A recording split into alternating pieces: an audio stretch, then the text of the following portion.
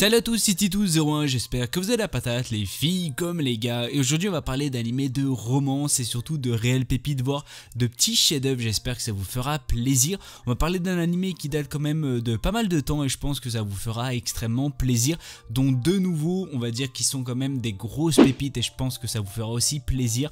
Mais avant ça, n'oublie pas d'exploser cette barre de like, c'est-à-dire de vraiment de liker, de partager ou encore de commenter.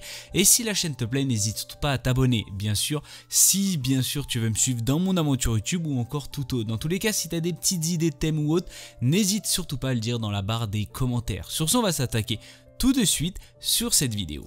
Alors on va parler de Charlotte. On est basé de 13 épisodes d'après 24 minutes, il est sorti en 2015, on est plus sur de la comédie, du drame, du surnaturel, de l'école, du scientifique, du super pouvoir et bien sûr de la romance. Pour les intéressés, il est disponible sur Wakanim.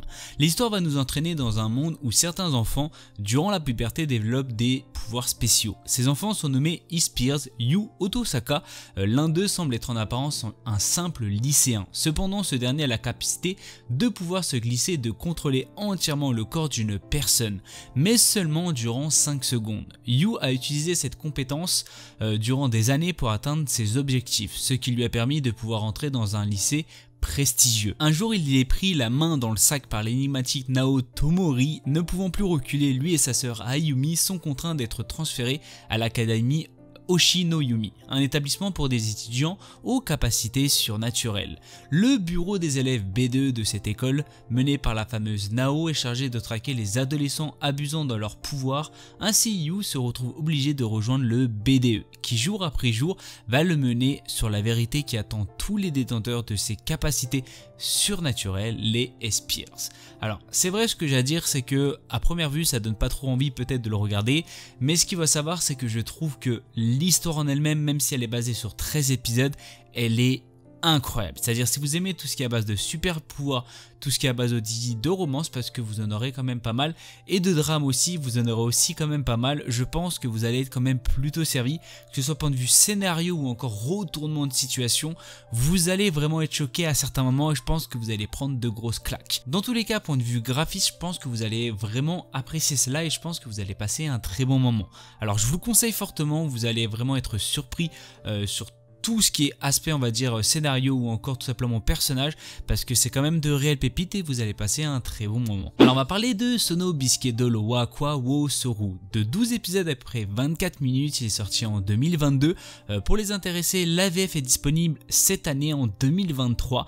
On est plus sur de la comédie, de l'ecchi, de la romance, du cosplay, de la couture et bien sûr de l'otaku. Pour les intéressés, il est disponible sur Crunchyroll et Wakanim. On va parler de Wakana Gojo, est un lycéen solitaire. Son rêve est de devenir artisan et de fabriquer les poupées traditionnelles pour le Hinamatsuri. Mais comme cette passion n'est pas très virile, il la cache et ne se fait pas remarquer. Jusqu'au jour où Marine Kitagawa, la fille la plus populaire du lycée, le voit se servir d'une machine à coudre. Contre toute attente, elle lui demande de devenir son couturier pour réaliser des tenues de cosplay. Alors ce que j'ai à dire, c'est que j'avais quand même un petit a priori par rapport au cosplay. Alors je suis pas quelqu'un qui est extrêmement fan du cosplay, alors il faut quand même le savoir.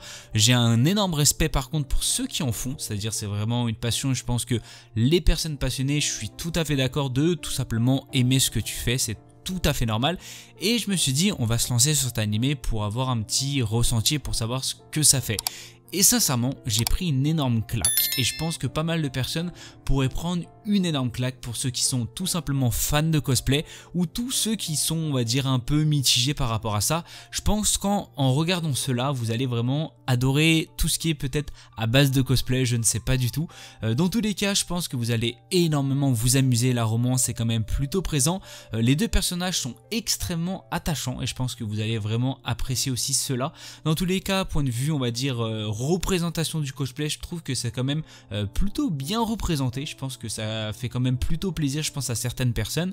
Et on va pas se mentir que les deux personnages sont, on va dire, plutôt énigmatiques et je pense qu'on va en découvrir sûrement sur la saison 2 qui risque de sortir soit en fin de cette année, soit sûrement l'année prochaine. Alors on va parler de Yofukashi no Yuta, ou si vous préférez Call of the Night. On est basé sur 13 épisodes après 24 minutes.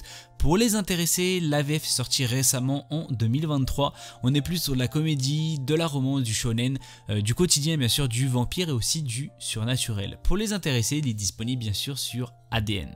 En apparence, Kou Yamori ressemble à un collégien typique, relativement bon dans ses études et aimable avec ses camarades de classe. Il fait beaucoup d'efforts pour maintenir bien sûr cette façade. Un jour, il décide cependant d'arrêter de faire semblant et quitte l'école, développant ainsi des insomnies parce qu'il n'a pas la possibilité de dépenser son énergie pendant la journée. Lorsqu'il se promène seul la nuit, il se sent un peu mieux, mais il est conscient que son incapacité à dormir doit être considérée comme un problème sérieux.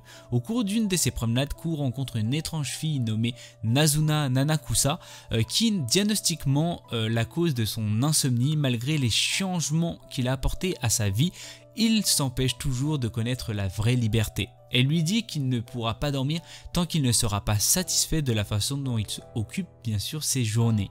Alors il semble avoir résolu ses problèmes actuels. Nazuna l'invite à venir partager son futon dans son appartement. Après quelques instants, ignorant qu'il fait semblant de dormir, elle se penche sur lui et lui mord le cou. Alors ce qu'il faut savoir, c'est que l'histoire en elle-même, je la trouve incroyable, c'est-à-dire vraiment basé sur tout ce qui est à base de vampires ou encore tout simplement une personne qui est insomniaque. Je trouve que l'histoire en elle-même est vraiment très bien organisée et je pense que pas mal de personnes pourraient l'apprécier. Alors point de vue roman, j'étais assez sceptique par rapport à un vampire et tout simplement par rapport à une personne insomniaque et j'ai été énormément surpris parce que c'est pas où tout simplement la romance va s'installer au bout du deuxième épisode, c'est-à-dire elle va s'installer au fur et à mesure et tout simplement à la fin de l'anime vous allez voir si vraiment ça se concrétise. Dans tous les cas, je vous conseille fortement parce que point de vue scénario, point de vue graphisme ou encore point de vue romance, vous allez être quand même plutôt servi et l'histoire est quand même plutôt intéressante parce que vous allez bien sûr découvrir d'autres personnages tout aussi importants dans l'histoire et je pense tout aussi important bien sûr pour cette fameuse héroïne qui est tout simplement une vampire. Dans tous les cas, je vous conseille fortement, vous allez passer un très bon moment et je pense que malheureusement c'est la fin de cette vidéo. J'espère qu'elle vous aura fait plaisir. Si vous avez des idées de vidéos ou tout autre, n'hésitez pas à me le dire dans la barre des commentaires. Si vous avez aimé cela, n'hésitez surtout pas à vous abonner. N'oubliez pas surtout d'exploser cette barre de like, de commentaires ou encore de partage et on va se terminer sur cela. C'était Tito Commande sur ce. Peace.